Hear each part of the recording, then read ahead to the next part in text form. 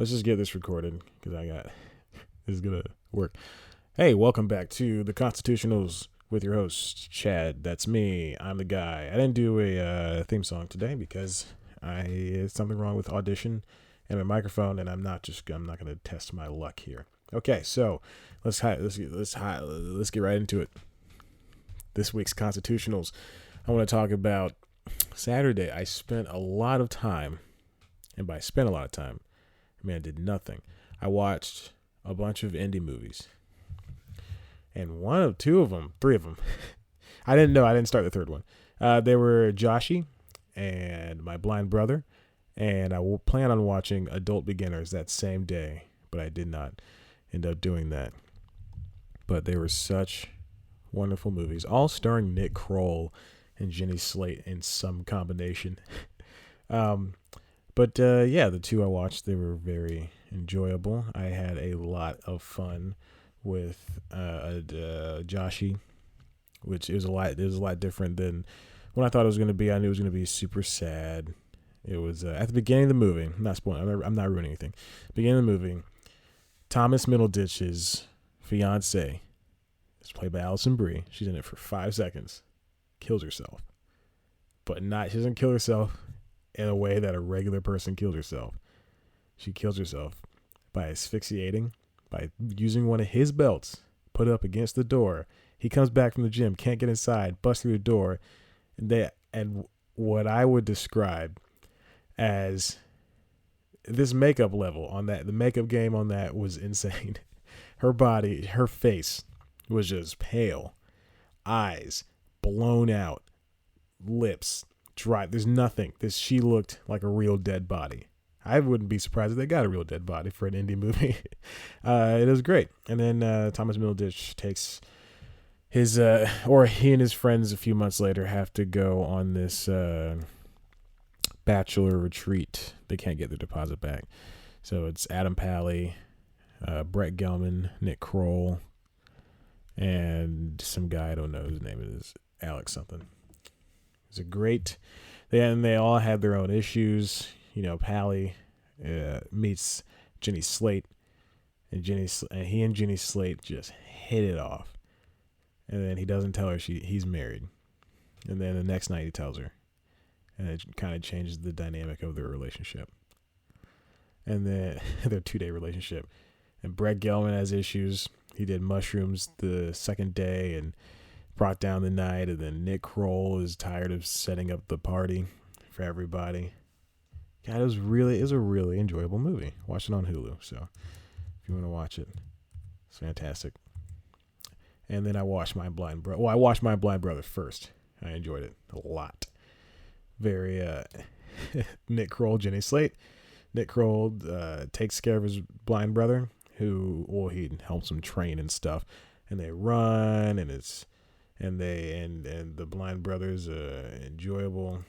People like him, but he's really douchey. Played by Adam Scott. Oh, Adam Scott's so great. And then he sleeps with Jenny Slate. And then she says she's not looking for anything because she just got a relationship. She tells that to her roommate. I think, yeah, she tells it to her roommate. And then, that's it. And then she starts sleeping with Adam Scott. And then, oh my God, it's so great. And then they have to pretend like they never met each other. That's it. That's the entire movie. I enjoyed it a lot. You can watch it on Stars. Very good. Oh, and Zoe Kazan was in there. She's a indie darling. I assume as much because she's going to be in, well, she is, in Kumail Nanjiani and Emily V. Gordon's latest movie, The Big Sick. It's going to be great. She was also in What If with the Harry Potter boy. What's his name? Daniel Radcliffe. I liked What If. It was a movie that didn't need to be made. It asks the question, what if men and women couldn't be friends and they want to sleep with each other? It doesn't make sense, but I enjoyed it. Adam Driver's in that movie too. Anyway, back to My Blind Brother and Joshi. I'm going way off topic. So what I wanted to say was what I like about these indie movies, and I watch a lot of indie comedies, is that these are movies, unlike a movie that comes out in your AMC's, your Carmike theaters, which I think was bought out by AMC, so just named one chain. In your movie theater, well, unlike your Fast and the Furious 8s, your Marvels, your DCs, your Star Warses, your Treks, your Star Treks, any of those movies, indie comedies are made up of 19 different stories each. And they just happen. Sometimes they come together, sometimes they don't. Like Joshy, there were at least like 40 different threads going on at once. Yeah, Josh has an issue. He's trying to get over his girl, and he's trying to meet new women, and he meets this girl named who's played by Lauren Graham, and she's in the movie for 5 seconds, and she's in the beginning of the movie. He meets her, and they don't see each other again. It's very strange. I don't understand that. Adam Pally is he's really hitting it off with Jenny Slate, who's only there for their birthday weekend, and then Alex Ross Perry. That's the other guy. I say as I look at the Wikipedia page, Alex Ross Perry has gotten broken up with, and now he's a nerd, and he's trying to get these girls. Well, he's trying to get Aubrey Plaza, who's also in it for 5 seconds. And then Nick Kroll is tired of setting other parties. And then Brett Gelman's got a thing. And then so many. Joe Swanberg is there for half a second. And then Jake Johnson's there for half a second. And then Paul Reiser is there half a second. It's just so much going on. There's so many threads. And Paul Reiser and his wife, I think Frankie Shaw, have hired a private investigator. It's just, oh gosh. And I'm reading now that production on the film was 15 days. Only shooting off of a 20-page outline, and the rest of the dialogue improvised by the cast. Improvised. I'd believe it. It's fine. It makes sense. It was a fine movie. I enjoyed it. They shot it in December 15. So they probably shot it in 2015. I enjoyed it. I don't have any issues with it. I thought it was going to be a very dour movie. Is the way I read it on the Earwolf subreddit months ago when it was coming out on the Hulus. But it was I enjoyed it. It was a very good movie. And then My Blind Brother. There are things that happen in movies sometimes, or a TV show, when you sit there and you think, I don't want this to happen because I like these characters. And during one scene, when I realized that Adam Scott's character was a complete douchebag. Before I get to that, during the same scene, Jenny Slate is slowly realizing that she should not be with Adam Scott, and that she's just doing this because he kissed her like 40 minutes ago, and she's sitting there thinking, boy, I should not be doing this. And she sees Zoe Kazan and Nick Kroll dancing together at this restaurant where no one else is dancing, and the most adorable, sweetest, cutest scene. I really think that Nick Kroll and Zoe Kazan should have ended up together in the movie. They didn't. Obviously Nick Kroll and Jenny Slate did. I'm just ruining everything for you. You shouldn't watch the movies. They're old, and they're dancing together, and it's adorable. They're dancing into this. I think it's weird. It's like Mexican mariachi music, sort of, or Caribbean music. I don't know. I don't know the difference. There's a wide swath there, and they're dancing. They're having a good time, and it's adorable. And I loved it so much. And then you can see Jenny Slate's just sitting there listening to Adam Scott talk about how he wants to get the whole crowd to petition to get him to swim across this lake, just so he can have, because he's a blind guy. He needs this admiration. He needs to feel like he's loved, and he's not loved. But so anyway, and then in the following scene, they're sitting down at this dinner because Jenny Slate is roommates with Zoe Kazan, and Adam Scott asked Jenny if she can set his brother Nick Kroll. And Zoe Kazan and Nick are hitting it off. They're really funny. They're really cute. They're really adorable. And before that, Adam Scott drove them. As a blind guy, he drove all of them. because he has a lot of road awareness or spatial awareness because he knew the road. It was a great scene. Then you get to the restaurant. Then they sit down. They have this dinner, and then a mentally challenged kid comes in, and he's basically yipping. And then a blind Adam Scott, no one says anything because no one really cares. But then a blind Adam Scott goes, "Hey, we're trying to eat here." Like, how, Adam? Please. That's just the point where I just wanted to cover my eyes and not watch the movie anymore because he lost all of my respect. Very dark. And then he's trying to swim across the lake, and then he gets in a fight with Nick Kroll, and he decides I'm just gonna swim by myself, and then he gets lost, and then Nick has to go looking for him. I knew he wasn't gonna die. That movie is directed by Sophie Goodhart, also written by Sophie Goodhart. She did a fantastic job. She did a lot of good things in that movie. This is where I probably would go and talk about Adult Beginners, but I did not watch it. I do feel bad. I will talk about now What If. What If it's a movie that I watched and I did not like, but I cannot stop thinking about it. I watched it probably November 2016. Yes. And I thought, what a stupid premise. What a dumb premise that these people... It was a play, apparently, beforehand. But what a dumb premise. A man and a woman cannot be friends because they'll be too sexually attracted to each other. That's incredibly stupid. I have plenty of female friends that are nowhere near sexually attracted to me. Am I of them? No. Anyway, so Daniel Radcliffe and Zoe Kazan, did they try dating beforehand, or no? They were just friends. I don't remember. See, it's been months, 9 months since I've seen this movie, and then they slowly become friends. And Zoe Kazan has a boyfriend, played by Rafe Spall, I believe. That is him. And he's kind of a turd, but she likes him. And Zoe invites Rafe over Zoe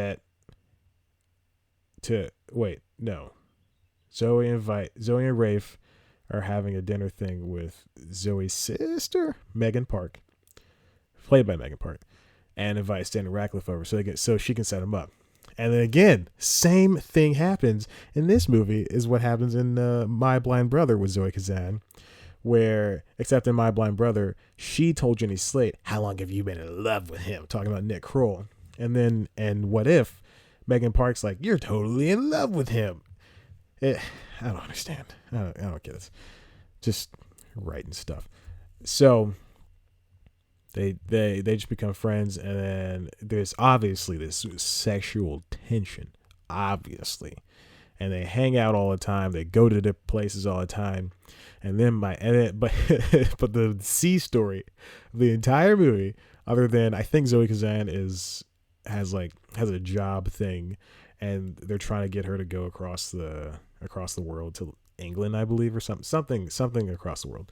I think she's like a fashion or what's it called? I do this. I work in the news. She's like a reporter or something, or a magazine or a news writer. Anyway, but the C story to this is Adam Driver, Mackenzie Davis, and they're dating, and then eventually they say, "You want to get married?" And then they throw this huge party on the roof of I think their apartment building, invite everybody they know. Zoe Kazan's there, and Daniel Radcliffe is Adam Driver's best man, and they have this huge party.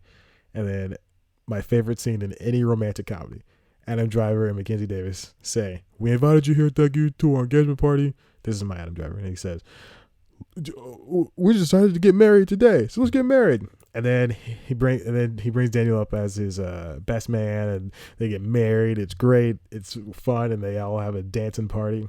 I thought that was sweet. I really enjoyed that. I just don't like the freaking premise. My God. Come on, you can do better than that. Also, I felt like that movie dragged. It's 98 minutes, is what IMDb is telling me.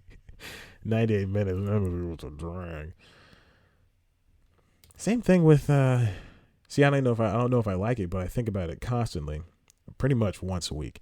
Same thing that happens with, what is that movie? With Zac Efron. We Are Your Friends. I think I've mentioned this before. We Are Your Friends. Constantly thinking about that movie all the time. Do I like it? A lot of parts I did not like, but the music's great. Zac Efron tried his hardest. There's a scene where the friends are breaking up, him and his friends. And one friend says, I want to get out of here. They're all living in the house, this expensive house that they all bought. He said, I want to get out of here. I want to make something of myself. And then that night, they all go to this party. Friend ODs, doesn't wake up, dies the next morning. And then they go to the funeral. Zach's like, he said he's going to get out of here. It's just not a good, it's so stupid. It's not a good movie. It's not a good movie. But the music is fantastic. Emily Ratajkowski, she was all right. More of a stick figure acting alongside my friend and gym compatriot Zac Efron. Boy, do I really like that movie? That and What If? I don't know. We'll see. I will watch Adult Beginners at some point. I gotta catch up on Pretty Little Liars. I will catch up on everything. Because I don't have a life. It's fine. So, but yeah, those are I just always watch indie comedy movies as much as possible. They're fun. They're fantastic. You know what? Earlier when I said Paul Reiser was married to Frankie Shaw and Joshi, he's not. And I feel so bad because that's the girl from Mr. Robot, the neighbor girl. Oh, man, I feel so bad. And she was in Blue Mountain State. Oh, I feel bad now. I shouldn't have said that. Maybe it was Lauren Weedman. Yeah, it was Lauren Weedman. Nope, that's not her. I was very wrong about that. I'll find it. Yeah, you guys wait. It's Lisa Edelstein. Yes. Yeah, that's the one. Okay. Great. All right. Well, that was a rousing and late episode of the Constitutionals. This is fun. That was fun. That was good. I really wanted to talk about those movies with somebody, and even though I didn't, I still feel like it was very productive. Very productive for me. Very productive for you. Hey, listen, if you wanna listen to me talk some more, there's other episodes of the Constitutionals up that are way better than this and a little bit more focused. So you can find that on any podcast store. You don't buy a podcast, they're free. You can also have the website cpluscomedy.com where we've got the latest news, reviews, features, interviews, other good comedy bits that only I can provide you with. A little behind the scenes, I winked at myself in the large computer screen I'm looking at just when I said that. Any news, reviews, features, and interviews, and I winked. Okay. You can always, then the website, so then you can always go to youtube.com/cpluscomedy to watch our premiere show, C Plus News Time, where I do the comedy news you know about for the week. Also, you can, so website, I got the Twitter, @C+Comedy, and then we've got Twitter, the Facebook, facebook.com/C+Comedy, me on Twitter, @ChadBlackWhite, Instagram, @C+Comedy. That wasn't a sigh because I'm tired of doing this. It was a sigh because I'm tired. And yeah, go. It's the summertime. Go watch some summer movies. Go on vacation. Do some stuff. I'll be here always for you. And yeah, be nice people. This is fun. I'll see you next week. Next week, I promise it'll be a lot more I'll have a theme idea. I'll have an idea. I won't have a theme song. I guarantee I will not have a theme song by next week. And I won't promise you too much. I'll just have a theme for next week. Maybe I'll surprise you with some other stuff. Thank you for listening. I very much appreciate it. You're the best. I love you. Bye.